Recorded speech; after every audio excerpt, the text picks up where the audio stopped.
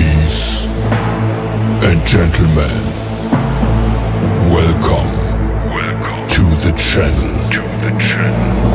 Please subscribe with notifications on.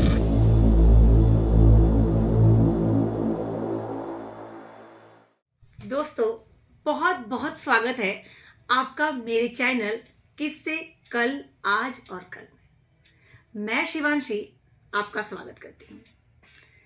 दोस्तों, क्या आप मुझे बताएंगे कि मोटिवेशन क्या है? चलिए मैं ही बता देती हूँ। मोटिवेशन बाहरी प्रेरणा है जो हमें आगे बढ़ने में मदद करती है, और आज के समय में हमें हर वक्त मोटिवेशन की ज़रूरत पड़ती है, चाहे पढ़ाई हो या जॉब, हर वक्त मोटिवेशन चाहिए। हम जब छोटे थे, आपको याद होगा कि अक्सर हम अपनी दादी नानी से कहानियाँ सुना करते थे और उसे अपनी ज़िंदगी में उतारते थे। कहानियाँ जो होती है मोटिवेशन का बहुत बड़ा माध्यम होती है। आपने पहले कभी सुना कि पहले लोगों को डिप्रेशन हुआ करता था? नहीं, आज जितना डिप्रेशन लोगों को होता है पहले नहीं हुआ करता था, क्योंकि लोग अपनी दादी नानी से जुड़े हुए थे और कहानियाँ सुना करते थे और उसको अपने जीवन में उतारते थे। लेकिन धीरे धीरे ज्वाइंट फैमिली ख़त्म होती चली गई और परिवार छोटा होता चला गया। कहानियाँ भी हमारे जीवन से पता नहीं कहाँ चली गई।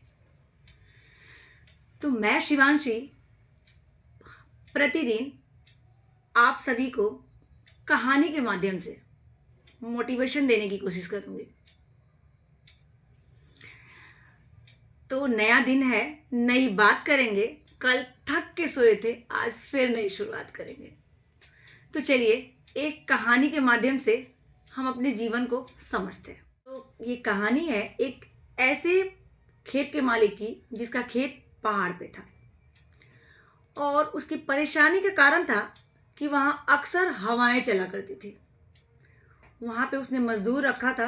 वो मजदूर परेशान होके भाग चुके थे, क्योंकि वो आते थे, काम करते थे और काम जो है पूरी तरह से बर्बाद हो जाया करता था। थक हार कर उस खेत के मालिक ने एक इश्तिहार छपवाया कि जो भी मेरे खेत पर आएगा और मेरे फसल को लहलहाएगा, उसे मैं इनाम दूंगा। वो इश्तिहार पढ़कर बहुत सारे लोग आए और उनके साथ भी वही हुआ। वो आते, काम करते, काम उनका बर्बाद हो जाता और वो चले जाते। उसके बाद क्या हुआ कि वहाँ किसान आना बंद हो गए, क्योंकि पूरी तरफ हर जगह बात फैल गई कि वहाँ मेहनत बेकार हो जाती है, तो लोग आना छोड़ दिए। एक दिन क्या होता है, एक पतला दुबला सा लड़का वहाँ पहुँचता है और खेत के मालिक को कहता है कि सर, मैं आपके यहाँ काम करूँगा। वो जो खेत का मालिक था वो देखता है और उसे बड़े ज़ोर की हंसी आती है, क्योंकि वो पतला दुबला सा था। उसे लगता है कि इतने अनुभवी और मेहनती लोग आए और उसके यहाँ काम नहीं कर पाए, टिक नहीं पाए, और ये इसे देख के लगता नहीं है कि ये मेरे यहाँ काम कर पाएगा। तो वो जो खेत का मालिक था वो सोचता है कि चलो, मेरे पास कोई ऑप्शन भी नहीं है, ऐसे ही लोग आ नहीं रहे, चलो इसे भी एक मौका दे के देखते हैं। ठीक है, मैं तुम्हें मौका देता हूँ। तब वो जो मजदूर था वो बोलता है कि सर, मेरी एक शर्त है। तो वो जो मालिक था वो हंसता है कि एक तो मैं इसे मौका दे रहा हूँ, ऊपर से इसकी एक शर्त भी है। मतलब बताओ भाई, क्या शर्त है तुम्हारी? तो कहता है कि सर, जब हवा चलती है तब मैं सोता हूँ। बड़ा जोर से उस जो मालिक था उसको बड़े जोर की हंसी आती है। बोलता है कि अरे वाह, मेरा जो खेत है वहाँ अक्सर हवाएं चला करती हैं, और जब हवा चलती है तब ये सोता है। वो मालिक जो था वो सोचता है, चलो इतने को दिया, एक बार इसे भी मौका दे के देख लेता हूँ। उसके बाद वो काम समझाता है, उसको खेत पे लेके जाता है और वो अपने घर चला जाता है। और बहुत दिन तक वो अपने खेत पर नहीं जाता है।